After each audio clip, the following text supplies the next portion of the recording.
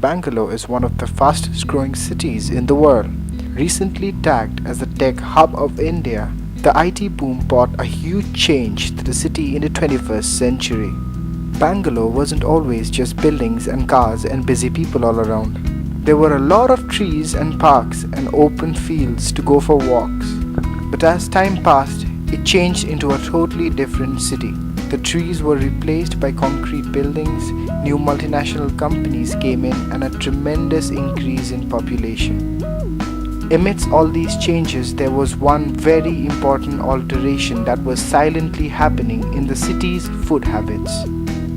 As Bangalore started to develop, its people started venturing into the new world of burgers and pizzas.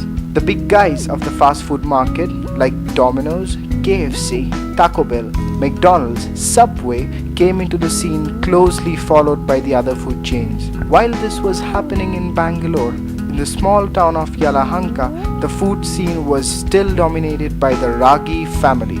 But with the recent development, there was a sudden entry of the so-called outside food.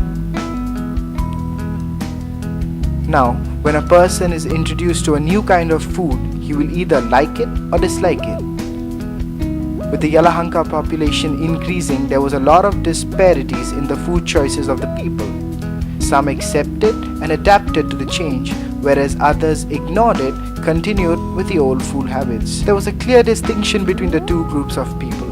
The younger generation of the people were more open to the change and accepted it gladly, whereas the working class of the people were aware of the change but did not let it permeate into their lives, and the elder generation completely refused to accept the change. There was another major distinction among the people. The residents of the new town were a little more open to the idea of the outside food, maybe because this side of the town was more urbanized compared to the old town.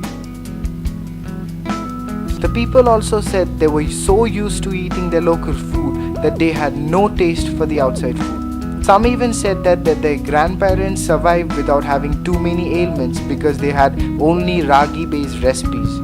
It was quite clear that money wasn't a factor in this disparity of food choices.